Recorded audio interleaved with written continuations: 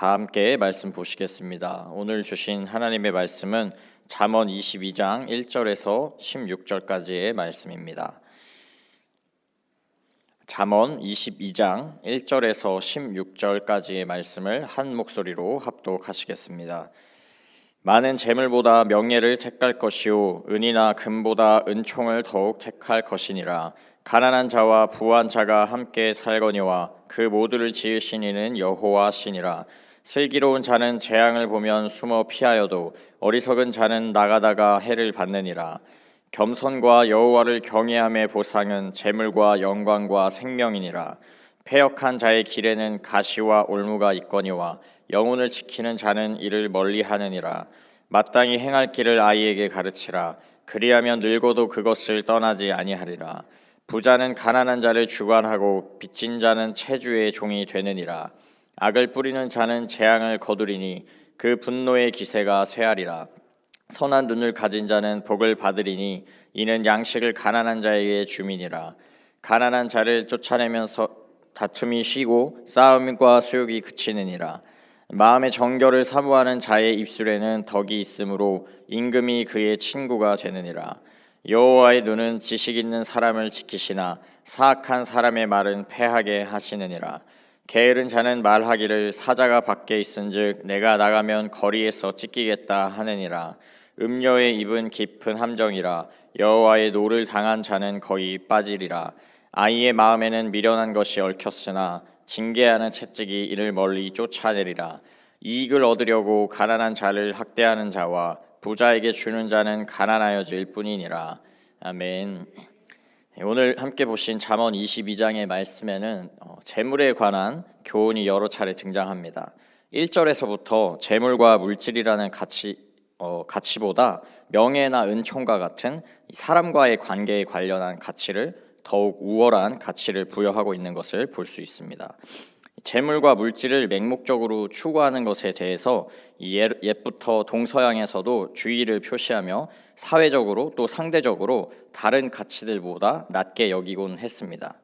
대표적으로 우리나라 이 조선시대에도 산업공상주의가 있었으며 서양에서는 은행업, 고리대금업을 천하게 여겨서 사회적으로 천대받던 유대인들이 주로 맡아서 하던 사업이었던 점을 보았을 때 물질과 재물의 가치가 사람에게 있어서 정신과 내면적인 가치들, 관계적이고 공동체적인 관계들보다 천하게 여겨져 온 것을 알 수 있습니다. 하지만 이 전통적인 가치는 자본주의 시대의 도래로 인해서 완전히 역전되고 말았습니다.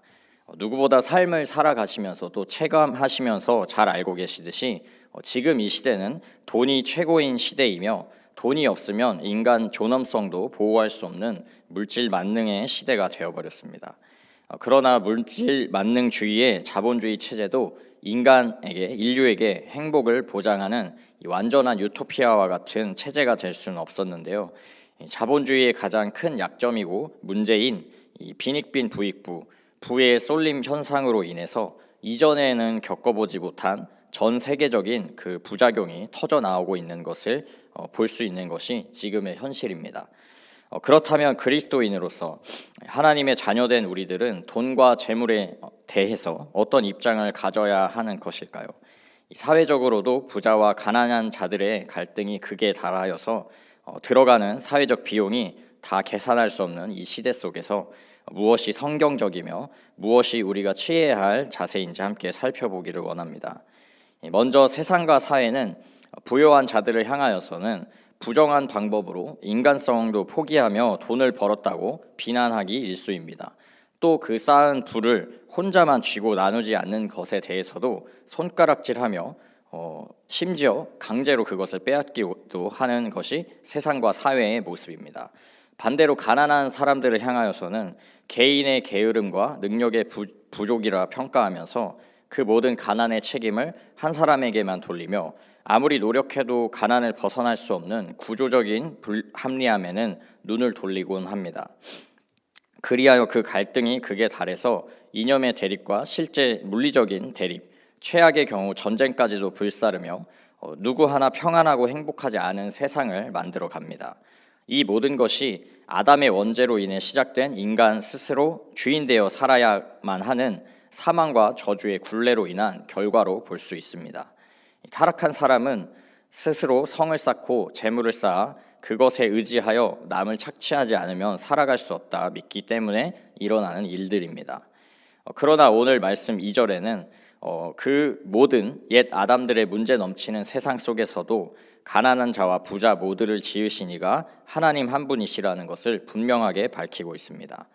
아담의 죄성으로 인해 부당하게 축적한 부가 아니라 하더라도 하나님께서는 정의와 공의의 원리로 말미암아 성실과 부지런함에 합당한 결실을 주시기 때문에 부자가 생기는 것은 자연스럽고 성경적인 일이기도 합니다. 그렇기 때문에 7절의 말씀에서도 부자가 가난한 자를 주관하고 빚진 자가 체주의 종이 되는 일이 가능한 것이며, 또 13절에 게으른 자에 대한 비판의 말씀을 우리에게 주시는 이유가 되는 것입니다. 한편 성실과 부지런함뿐만이 아니라 하나님의 마음에 합한 행동을 할 때에도 하나님께서 그 부요함을 더해 주시기도 하는 것이 우리 오늘 본문 말씀을 통해 확인할 수 있는데요. 4절에 겸손과 여호와를 경외함의 보상으로 재물을 주시며, 9절에서도 양식을 가난한 자에게 나누어 주는 이 선한 행동을 했을 때도 복을 주신다는 말씀을 주고 계십니다. 그렇기에 하나님 마음에 반하는 행동, 16절과 같이 자신의 이익만을 쫓아서 가난한 자를 학대하며 부자에게 주는 그런 불의한 자는 가난하게 되는 일이 하나님께서 허락하신 일들이 되는 것입니다. 이 모든 일들과 원리를 살펴서 생각해 볼 때 우리 믿는 그리스도인들은 세상 사람들과 같이 부자들과 가난한 사람들의 잘못된 모습들, 그 죄악으로 인해서 결과로 인해 비롯된 그 왜곡된 모습들을 비난하고 그들이 잘못됐다고 정죄해서는 안 됩니다. 그렇다고 마냥 게으름을 피우고 주어진 책임에 소임을 다하지 않고 반대로 만몬이 주인이 돼서 부자가 되기만을 인생의 목적을 삼아서도 안 됩니다. 디모데전서 6장 9절에서 10절 말씀에 부하려고 하는 자들은 시험과 올무와 여러 가지 어리석고 해로운 욕심에 떨어지나니 곧 사람으로 파멸과 멸망에 빠지게 하는 것이라. 돈을 사랑함이 일만 악의 뿌리가 되나니 이것을 탐내는 자들은 미혹을 받아 믿음에서 떠나 많은 근심으로써 자기를 찔렀도다. 아멘. 이렇게 말씀하고 있듯이 돈과 재물이 아니라 오직 예수 그리스도만이 우리의 삶의 주인이 되시고 우리의 삶을 책임지시는 참 하나님이심을 믿는 믿음으로 살아야 합니다. 날마다 더하여 주실 일용할 양식을 구하며 하루 먹고 만족할 만나를 주셨던 그 은혜를 기억하면서 그때 꼭 알맞게 채워주시는 은혜에 감사하며 만족하며 살아가는 것이 우리의 본분입니다. 내가 이 세대에서 부한 자들을 명하여 마음을 높이지 말고 정함이 없는 재물에 소망을 두지 말고 오직 우리에게 모든 것을 후히 주사 누리게 하시는 하나님께 두며 선을 행하고 선한 사업을 많이 하고 나누어 주기를 좋아하며 너그러운 자가 되라. 디모데전서 6장 17절에서 18절의 말씀이 증거하고 있는데요. 그러나 우리가 우리의 소망을 하나님께 두며 허락하신 일상의 자리에서 착하고 충성된 종과 같이 근면함과 성실함으로 각자에게 주어진 사명에 임할 때에 앞서 봉독해드린 디모데전서 6장 17절 18절의 말씀과 같이 풍성하고 충만하신 하나님께서 우리에게 모든 것을 차고 넘치게 더하여 주실 것입니다. 우리에게 모든 것을 후히 넉넉히 주시며 우리로 누리게 하시고 더 나아가 우리의 삶을 넘어서 타인과 이웃을 향하여 하나님의 선한 사업을 감당하며 나누어 주는 삶, 주는 자가 복되다 말씀하신 주님의 말씀처럼 복된 인생 살게 하실 줄로 믿습니다. 사랑하는 성도 여러분, 마지막으로 감리교회 아버지 존 웨슬리 목사님의 재물에 관한 교훈을 말씀드리면서 마치기를 원합니다. 웨슬리 목사님은 재물에 관하여서 3가지 원칙을 가르쳐 주셨고 또 본인 스스로가 그 원칙과 같이 복되고 멋진 삶을 살아내셨는데요.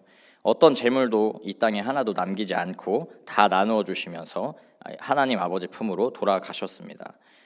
그 3가지 원칙은 다음과 같습니다. 첫째, 할 수 있는 대로 많이 벌어라. 이 가르침은 재물이 주인이 돼서 이렇게 돈에 노예가 돼서 미친 듯이 돈을 벌라는 뜻이 아니고 착하고 충성된 종의 이 충성된 마음으로 삶에 임하라라는 뜻입니다. 둘째로 할 수 있는 대로 많이 저축하라. 이 또한 돈을 쌓아서 인생의 성과 나의 주인으로 삼기 위해서가 아니라 쾌락과 낭비를 피하기 위한 검소한 그리스도인의 삶의 모습을 위하여서, 그러한 목적을 위하여서 준 가르침인 것입니다. 셋째로 할 수 있는 대로 많이 주라. 내 보물을 좀과 동록이 없는 하늘에 쌓아 두라 말씀하신 예수님의 말씀과 같이 우리의 보물을 나눔을 통하여서 하늘에 보물을 쌓는 것입니다. 우리에게 먼저 주신 복을 우리의 가족과 믿음의 영적 식구들과 나누며 나아가 도움의 손길이 필요한 타인과 이웃들에게 풍성하신 하나님의 마음으로 그 필요를 제공해 주는 복된 통로가 되라라는 것입니다. 아버지 하나님께서 우리를 위해 친히 창조하여 주시고 우리로 지키고 다스리라 명령하신 재물과 물질을 지혜롭게 하나님의 뜻대로 다스리시어 돈과 재물의 종과 노예가 된 이 세상에서 하나님의 자유함을 나타내시며 인생의 참된 주인과 왕이 돈과 재물이 아니라 오직 우리 주 예수 그리스도임을 삶으로 밝히 증거하시는 모든 분들 되시기를 주님의 이름으로 축복합니다. 기도하겠습니다.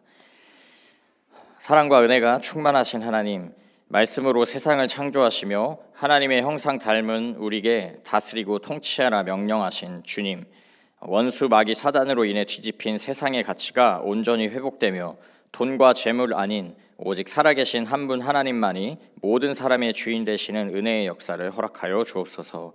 오늘 이곳에서 드려지는 기도와 간구를 통해 예수 그리스도의 생명을 소유한 하나님의 아들들이 불길같이 일어나 그들로 하여금 이 땅 가운데에 하나님의 통치를 회복하며 모든 피조 세계가 하나님의 영광의 자유에 이르는 회복의 역사를 허락하여 주옵소서. 그 모든 은혜와 회복의 역사 가운데 가장 먼저 우리가 먼저 드려지기를 소망합니다. 우리 스스로가 가진 능력과 역량, 재능이 아니라 오직 주님의 은혜와 긍휼로 인해 성령의 역사로 인해서 이 땅 가운데 주님의 생명과 복의 통로된 삶 살아갈 수 있도록 은혜 위에 은혜를 더하여 주옵소서. 오늘 허락하신 한날의 삶 속에서 더욱 충만히 하나님 나라를 확장하시며 완성해 나가실 우리 주인 되시고 왕 되신 예수 그리스도의 이름으로 기도합니다. 아멘.